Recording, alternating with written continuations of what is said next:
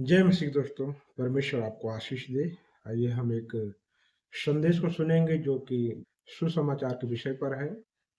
और हम यहाँ पर जानेंगे कि कैसा यीशु ने हमसे प्रेम किया और कैसे वो हमें बचाने के लिए इस धरती पर आए। जब हम पाप में थे, जब हम बुराई में थे, जब हम वहाँ से नहीं निकल सकते थे, तब कैसा यीशु मसीह ने अपने आप को इस दुनिया में लाया और वो हमारे पापों के बदले में कैसे क्रूस पर गए, कैसे वो मुर्दों में से जी उठे। हम उन सारी बातों को देखेंगे। तो हम आइए जानते हैं सुसमाचार क्या है। सुसमाचार की शुरुआत होती है परमेश्वर के प्रेम से। जैसे ही हम ये सुनते हैं तो सबसे पहले हमें उसका प्रेम मिलता है कि वो हमसे प्रेम करता है। हमारी दशा कैसे भी हो, कुछ भी हो, हम देख सकते हैं कि उसने हमसे प्रेम किया है।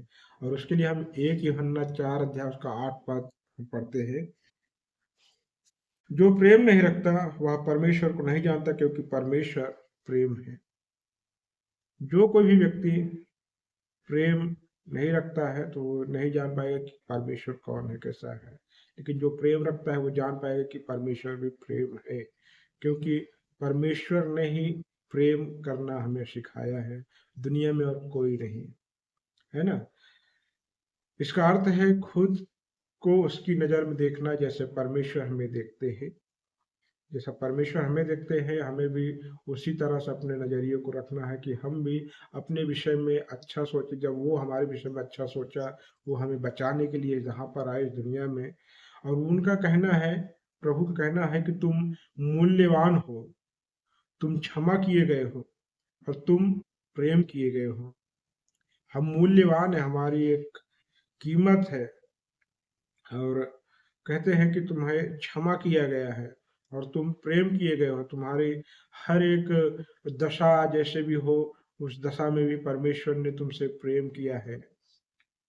और वो कहते हैं कि हर दिन प्रार्थना में हम समय बिताएं, ध्यान दें और कहें कि हे प्रभु, मुझे अपने प्रेम को समझने और बांटने की बुद्धि दे।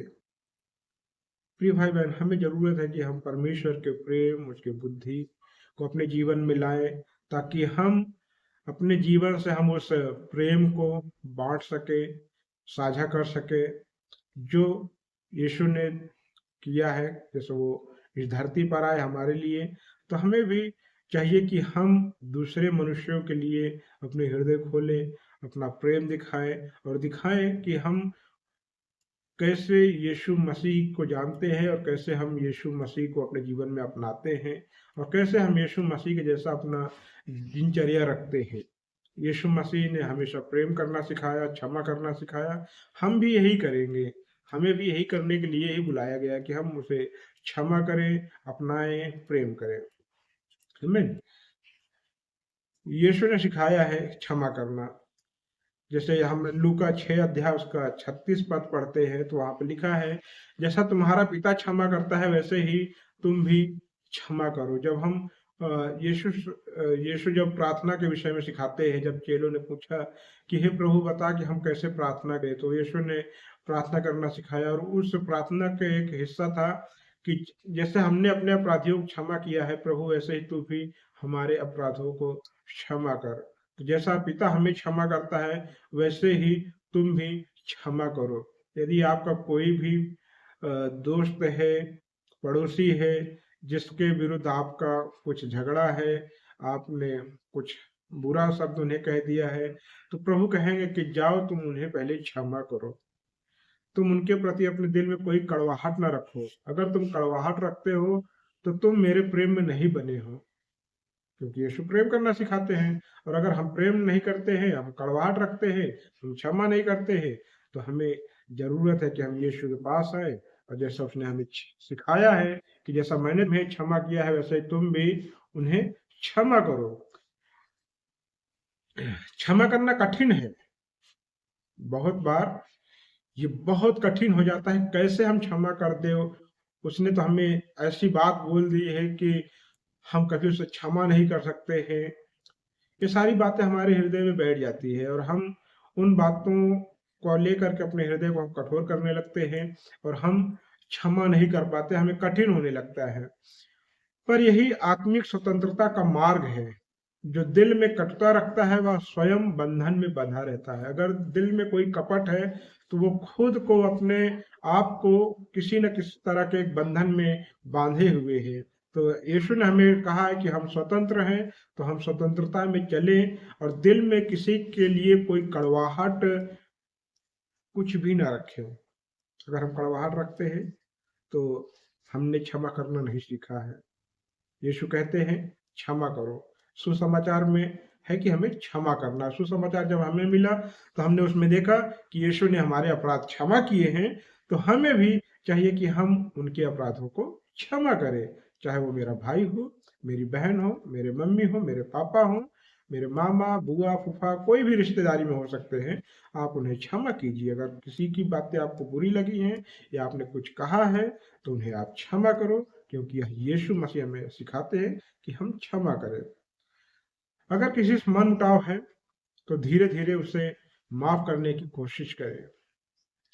किसी के खिलाफ भी कोई मनमुटाव है, जरूर एक दिन में नहीं हो सकता है, लेकिन आप धीरे धीरे उसके साथ अच्छा व्यवहार करना शुरू करें, अपना प्रेम दिखाना शुरुआत करें और दिखाएं कि उनकी हर एक बातें जो आपको कही गई थी उसको आपने अपने दिल में नहीं रखा है, बल्कि आपने उन्हें क्षमा किया है। चाहे वो आपके शब्दों में ना हो, लेकिन आपके हृदय में से हो।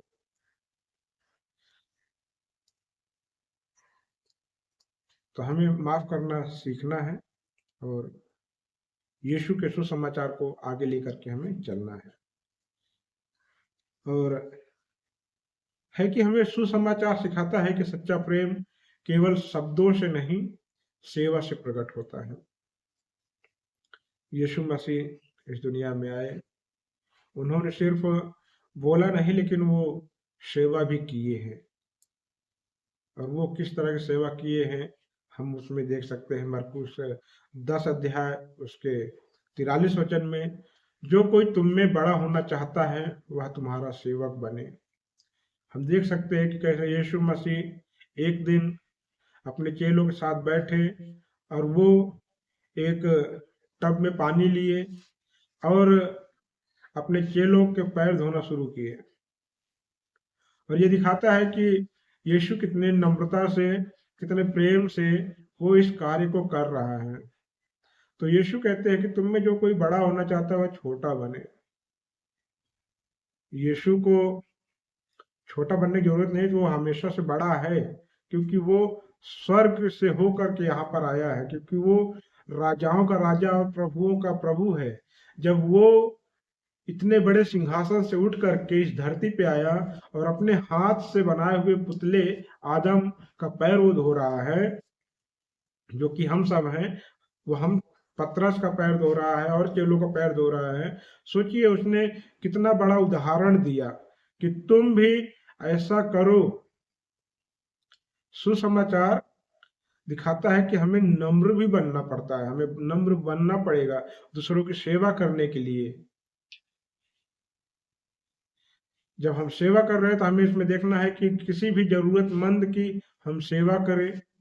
हो सकता है मेरे बगल में हो, मेरे पड़ोसी हो, या कोई और भी हो सकता है जो जो आपकी नज़र में आए और लगे कि उसको किसी वस्तु की ज़रूरत है, शायद वो कपड़ा की ज़रूरत हो या उसको अनाज की ज़रूरत हो, तो आप उसे अनाज दे सकते हैं, कपड़े दे सकते हैं, या उसके घर में जो कुछ भी घटी है आपको मालूम है, आपके हृदय में ऐसा लग रहा है कि हमें वो करना चाहिए, तो आप जरूर उसे करें।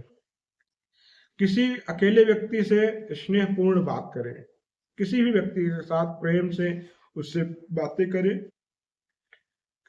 किसी को बिना अपेक्षा के मुस्कान दें। हमेशा दूसरों को देखें और मुस्कुराए और उसको उससे अपेक्षा ना करें कोई भी हमारे साथ अच्छा ही व्यवहार करेगा। लेकिन यीशु ने हमें सिखाया है कि ऐसा व्यवहार तुम चाहते हो कि लोग तुम्हारे साथ करें, तो पहले तुम खुद शुरू करो। आमीन। हमें खुद उन बातों को शुरू करना पड़ेगा जो हम चाहते हैं कि लोग हमारे साथ करें। आमीन। छोटे छोटे कार्य में भी सुसमाचार का प्रकाश हमें फैलाते जाना है। हमें सुसमाचार का प्रकाश हम इस तरह से भी फैला सकते हैं कि हम अपने पड़ोसी से अच्छे से व्यवहार कर सकते हैं, अच्छे से बातें कर सकते हैं, और हम दिखा सकते हैं कि हम यीशु मसीह को मानते हैं और हमारा प्रभु कितना महान है। आमीन। और यीशु ने कहा, मार्ग, सत्य और जीवन मैं हूं। अगर आप पढ़ेंगे यूहन्ना 14 अध्याय उसके 6 पद में, तो ये वचन लिखा है, कहता है कि मार्ग, सत्य और जीवन मैं हूं। ये इसलिए क्योंकि यीशु खुद सच्चाई है, वो खुद एक रास्ता है, और वो खुद एक जीवन है। जो उस सत्य पे चलेगा वो भटकेगा नहीं। मार्ग तो यीशु मसीह है, बिना मार्ग के हम कहीं जा नहीं सकते।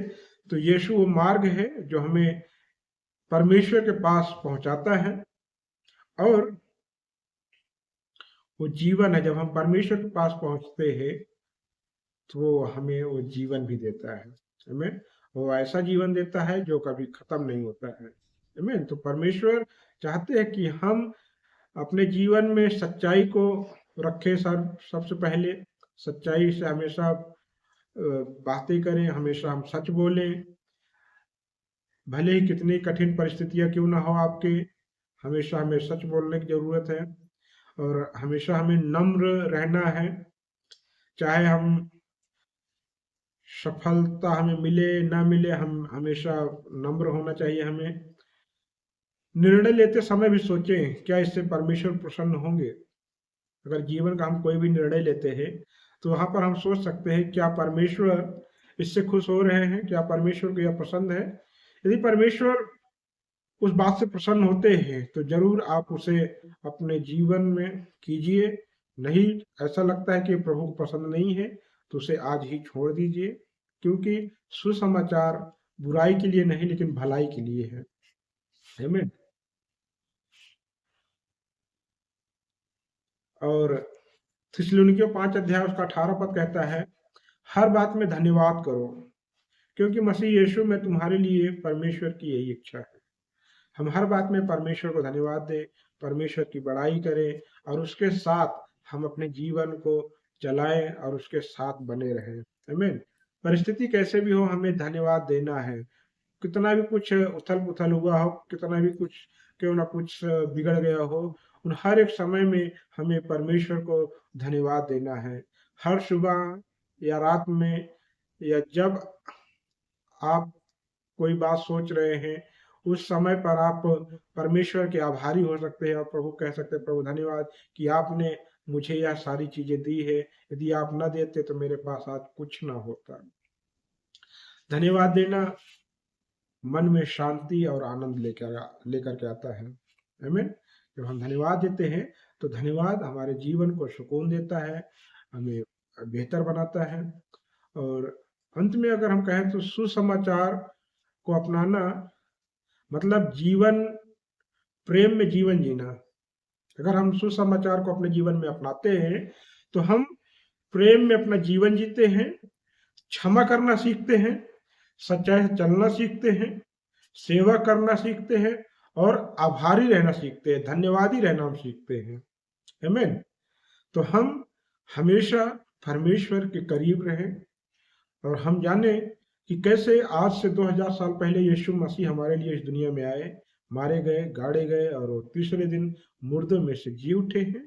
तो क्यों ना प्रिय भाई बहन, हम लोग भी विश्वास रखें, अपने पापों से पश्चाताप करें, और सुसमाचार की ओर हम अपना ध्यान दें।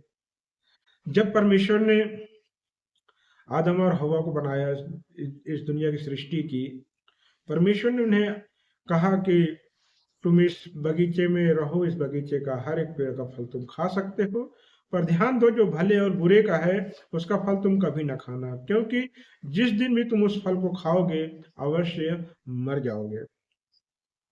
परमेश्वर ने एक आज्ञा उन्हें दी थी वो करने के लिए, लेकिन वो उस आज्ञा में नहीं बने रहे, उस आज्ञा के खिलाफ चले गए।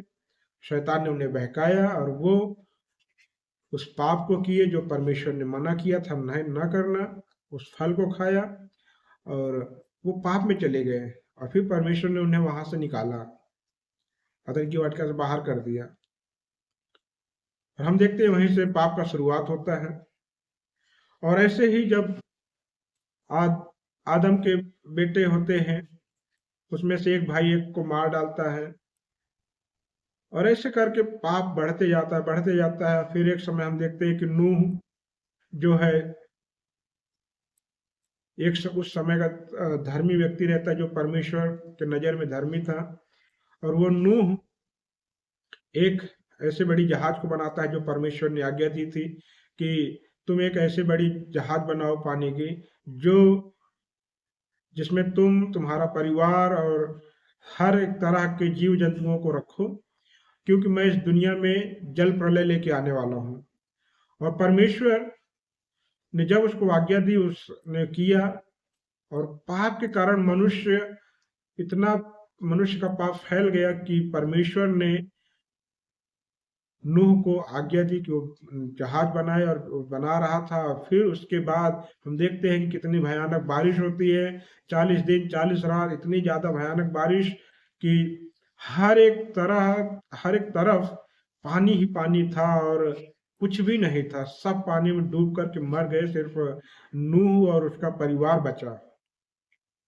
जब नूह और उसका परिवार बचा, और वो जब पानी घटा वापस उतरे, और फिर हम देखते हैं कि वहां से आगे आगे जैसे भी हम देखते हैं, फिर अब्राहम की कहानी आती है, मूसा की कहानी आती है, दाऊद की कहानी आती है, सबकी कहानी आती है।